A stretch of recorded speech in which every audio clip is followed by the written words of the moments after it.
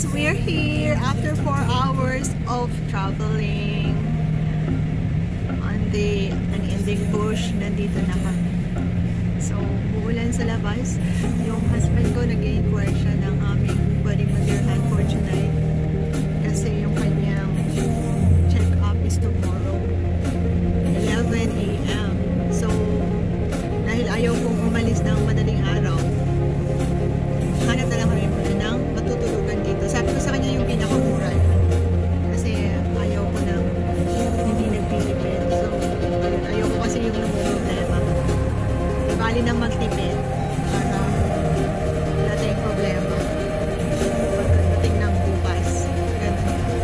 So, nag-i-inquire siya. Sana meron pa. Sana mayroon pang available na room. Ayan, so umuulan pa rin sa labas. It's a rainy day. So, ano ba yung pinagkaiba ng Canada sa Pilipinas? Sabihin na natin, aside dun sa walang mga street foods dito, regarding sa weather,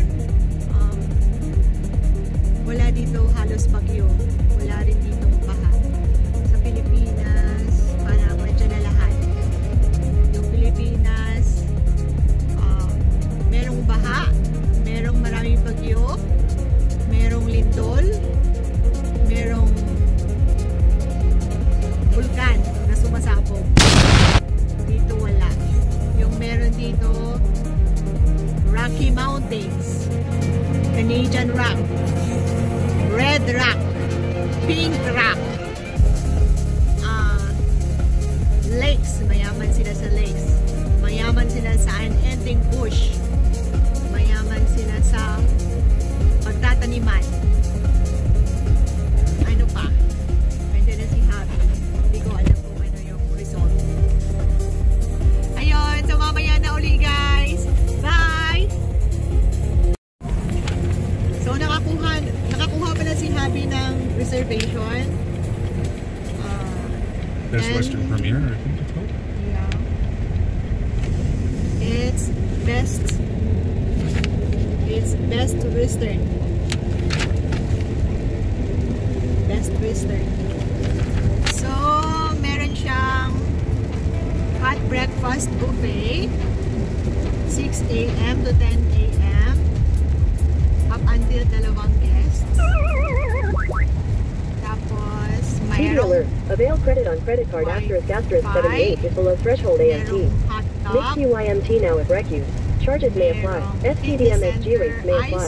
Text help equals help. Stop equals stop. Do you want to reply? No. So, dito to sa Alright.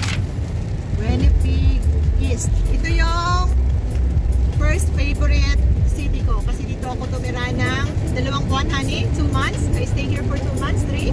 I don't know, since July 9th. Yeah. So, this is my favorite place. This is like 7th biggest city here in Canada. Winnipeg. Number 1 would be Toronto.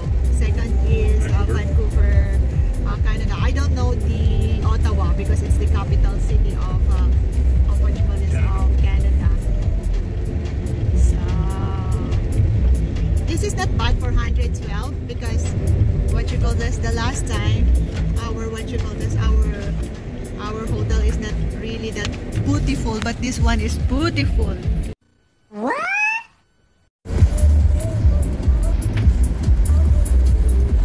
So nandito tayo sa Costco parking lot kasi dito si Happy bibili ng kanyang mga medicines. Tapos bili na rin kami ng needs ng sister-in-law ko tsaka namin din. Ayan. So dito may Costco dyan sa Pilipinas, Landers tsaka yung SNR. Ayan. So see you guys later! Bye!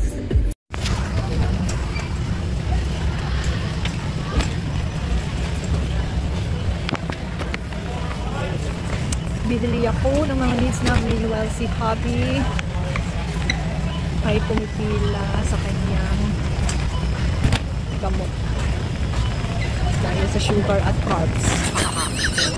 May gamot. I'm sorry.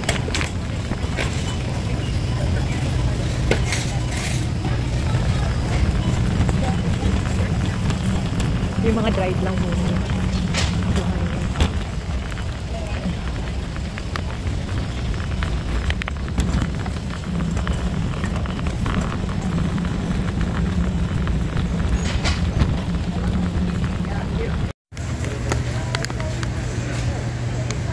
I get my treat. Dark chocolate covered mangoes. Wow. Because it has 7% fiber. Then I got more. Please, dark chocolate. Gusto ko yung dark chocolate kasi ako lang kakain. Ayaw nila ng dark chocolate. And then, for my doggy. For my doggy. He has a phone. Yeah! Yummy phone. Silicone yogurt. 24 pieces. Yan yung aking treat. Smile! I love him kasi sobrang supportive niya sa kabuangan ko, sa kabaliwan ko, baliw-baliw pa sa vlogging.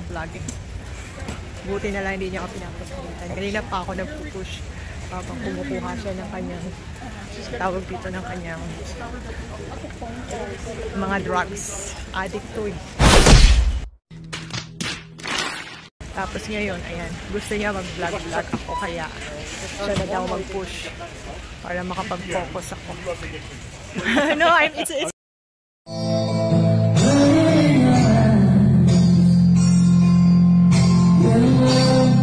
confronting me. Oh, Canadians so nice because you know they thought that I'm taking a video, you know, like fronting them, but it's not. It's my face, right? So naghahanap kami ng isa pang bag. Get this. Ang kulit niya kasi sinabihan ko siyang addict, tapos sinabi ko sa video na addict siya. Sabi niya, yes, right, good. Ang kulit, ang bait. Siya yung taga-shopping. Sabi ko, ayaw ko mangialam. Pagdating sa mga gamit, gusto ko siya. Ayaw ko. Kasi ayaw ko mapagalitan. O, diba, safe ang lola nyo. Kasi siya bahala. Basta meron lang akong repolyo, okay na ako. Repolyo, tsaka yung sibuyas, bawang, okay na ako. Yes? Between these two. That one. Okay. Oh, ang bait, tinanong niya ako. Pero alam ko,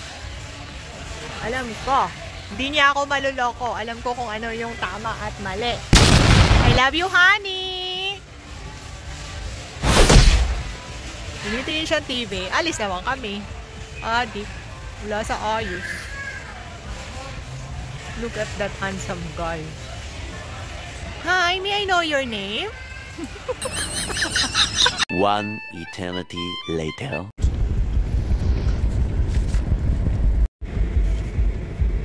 Ayun guys, biglaan nagkaroon ako ng hindi ko inaakala. Dapat katapusan pa to, pero 19 pa lang meron na ako.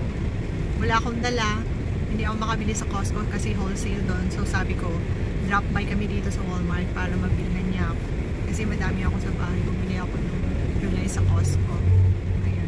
Tapos yun, sabi ko bilhan niya akong gata kasi gagawa uli ako ng biko. Gusto niya yung biko. Gusto niya. So ang bait-bait niya kasi binibilhan niya ako ng mga girls thing. Hindi siya nangihiya. Sana all mabait! So, yun guys. Parking. Sa lawak ng lupain ng Canada, hindi nila kailangan ng skyscraper. Hindi nila kailangan ng mall na mula first hanggang 5th floor gaya sa Pilipinas. Kasi dito, napakayaman nila sa lupain. Napakalawak ng lupain nila at ang daming spaces. Kung pwede lang, lahat ng mga Pilipino dalhin na dito. Pero sabi ni, sabi ni may-ari ng SpaceX, yung gustong pumunta ng Mars, punta na ng Mars, di ba? Saan ka pupunta? To the Mars, hindi na to the moon, kundi to the Mars na. Ayan, sign up lang kayo sa Space. Ayan, ayan yung bus. Yan, may bus doon. Okay. Yung medyo mahirap lang dito, kunyari pag wala kang sasakyan at baguhan ka, yun, mag-ditsis ka sa pag-commute, tapos mag-bus ka. So, yeah. Pero, pag nag-taste ka dito, worth it naman. Kasi, kagaya niyan, maraming Pilipino dito na gusto nang tumira dito talaga. Kasi, ayaw na nila ng politika sa Pilipinas.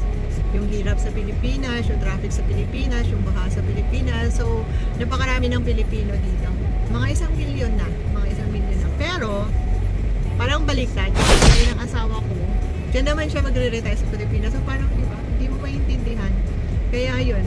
Pero ako, gusto ko lang talaga yung nice weather. Ayaw ko yung winter.